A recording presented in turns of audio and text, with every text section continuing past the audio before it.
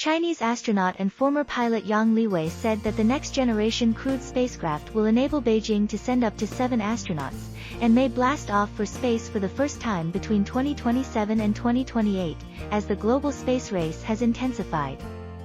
China's crewed space flights commenced in 2003 when the former fighter pilot Liwei was sent into orbit in a small bronze-colored capsule, the Shenzhou 5. He was the country's first man to explore space and an instant hero cheered by millions.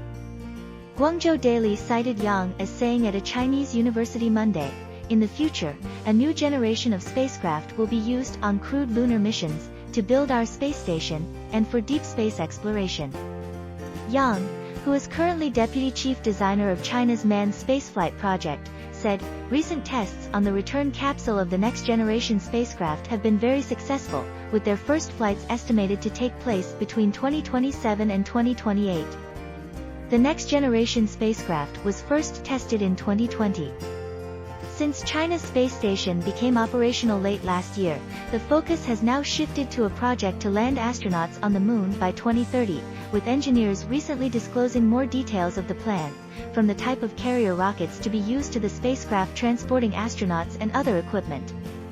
China's current Shenzhou spacecraft, based on Russia's Soyuz, can transport up to 3 astronauts to low Earth orbit. It consists of a life support and propulsion module, an in-orbit module for short-term human habitation, and a re-entry capsule for their return to Earth. The new generation of crewed spacecraft will comprise just 2 parts, the propulsion and the return modules, to allow for bigger modules and a larger carrying capacity of up to 7 people, Zhang Bainan, chief designer of the trial version of the new generation spacecraft, said in 2020. The return module's high heat resistance also allows much of it to be reused.